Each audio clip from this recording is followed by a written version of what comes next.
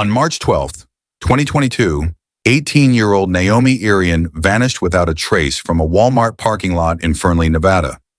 A surveillance camera captured a strange man pacing before entering Naomi's car and driving off with her inside. That blurry footage was the only lead investigators had as they raced against time to uncover the truth. The next morning, Naomi's brother, Casey Bally, noticed something was wrong. Naomi hadn't come home the night before, which wasn't entirely unusual due to her early work schedule. But when she didn't respond to texts or calls and her Snapchat activity stopped, Casey knew something was off. Naomi's routine was consistent. She would drive to Walmart early to wait for her work shuttle. She'd usually scroll through her phone until the bus arrived. But that morning, she never made it to work. By Sunday, after a full day with no word from Naomi, Casey called their mom and friends. But no one had heard from her since Friday. He decided to contact the police. At first, the dispatcher seemed ready to help, but the deputy who later called dismissed Casey's concerns. Naomi was 18, he said, and adults sometimes disappear by choice.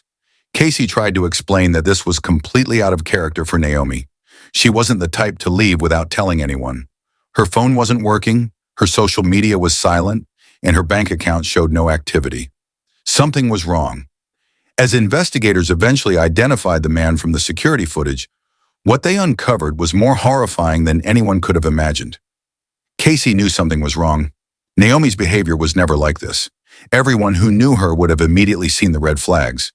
But the deputy refused to file a missing persons report, leaving Casey stunned and frustrated. With no help from the authorities, Casey decided to take matters into his own hands. Along with his girlfriend Nikki, they went to the Walmart where Naomi had last been seen. They asked the store's security team if they could review the footage. The staff, understanding the urgency, led them to a small security room where they began searching hours of video. Finally, they spotted Naomi's car. It was unmistakable, a 1992 Mercury Sable, rare on the roads and easy to recognize, even in blurry footage. Naomi pulled into her usual parking spot at 5:09 a.m. on March 12, 2022. Moments later, a strange man appeared in the lot, pacing nervously. He stared at her car, then walked toward it, got in, and drove off. Naomi never got out. Panic consumed Casey. He immediately called the sheriff's office, explaining he had footage showing his sister being taken. The same deputy as before arrived, looked at the footage, and dismissed it as probably a drug deal. Furious and heartbroken, Casey insisted Naomi didn't do drugs. Still, the deputy refused to file a report, but agreed to issue a BOLO for her car. Feeling abandoned by law enforcement, Casey was overwhelmed by fear and loneliness. Meanwhile, Naomi's parents, who were working in Africa, were devastated when they heard the news. Diana, Naomi's mother, described her husband breaking down in tears as he told her what Casey had found on the footage. Half a world away and desperate to help, the family contacted a friend who worked for the FBI. They also arranged an emergency flight for Naomi's father to return to the U.S. and assist Casey. The next morning, Casey, armed with a flashlight, drove through the desert roads near Fernley, searching for any sign of Naomi's car. Around 9:30 a.m., a detective from the Lyon County Sheriff's Department called. He assured Casey that the case was now being taken seriously. A missing persons report had finally been filed, and every available officer was out looking for Naomi. 2 days after Naomi's disappearance, the authorities finally began taking her case seriously. They started with the Walmart footage Casey had provided. After reviewing the video multiple times, investigators estimated the suspect's height to be between 6 feet and 6 feet 3 inches. He wore blue jeans, a light hoodie, and a face mask, making it impossible to see his face clearly. Naomi's phone was also untraceable, as it had been turned off. With limited leads, investigators decided to dig into Naomi's background. Casey shared everything he could about his sister and their family, revealing their unique upbringing. Naomi was one of 7 siblings, and the family had only recently moved to the U.S. after years of living in sheltered communities in Russia, Germany, and South Africa due to their father's work with the State Department. Naomi had been eager to experience life in America and gain independence. She had recently started working at Panasonic and was excited to live with her brother, renting a room in his house. It was a new chapter in her life, one filled with hope and opportunities. To retrace Naomi's steps, officers mapped out her regular route to work and reviewed footage from nearby stores and gas stations. At a gas station, they found footage showing Naomi on the morning of her disappearance. She was dressed in a gray sweater, a blue Panasonic t-shirt, and gray joggers. This image was likely the last captured of her before the kidnapping. The investigators released Naomi's picture to the media, urging the public to help find the missing 18-year-old. The community in Fernley quickly rallied around the family. Casey organized search parties, while local residents provided meals and emotional support. Naomi's parents, overwhelmed with worry, focused all their energy on finding her. Her father joined the FBI in daily searches, and Casey scoured the desert tirelessly.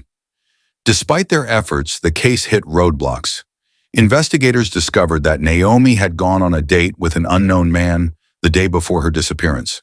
She had told Casey they visited a thrift store, and everything seemed fine, but the lead didn't pan out. Additionally, Naomi had previously reported harassment at work, but her employer claimed the matter had been resolved internally.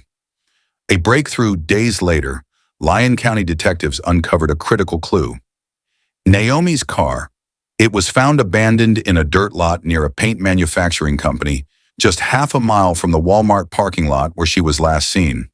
While this was a significant discovery, there was still no trace of Naomi or her abductor.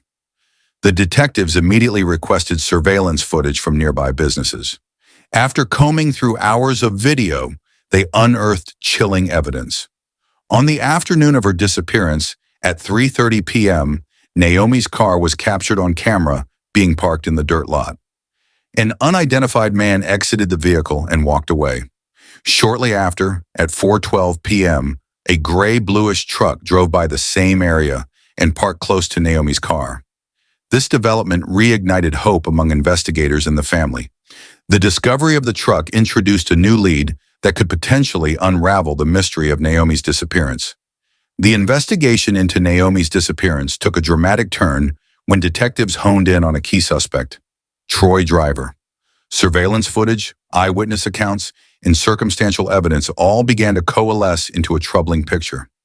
After identifying Troy's vehicle, a Chevrolet high country truck matching the one seen near Naomi's abandoned car, investigators unraveled Driver's dark past. His criminal history, including violent offenses, painted a disturbing profile. Still, without direct evidence linking him to Naomi's disappearance, they proceeded cautiously, surveilling his movements and compiling a case. When they finally arrested Troy Driver, he was eerily calm, displaying little surprise or resistance. Officers noted his demeanor, describing it as unsettlingly composed given the seriousness of the situation. While in custody, Troy offered minimal responses, neither confirming nor denying involvement.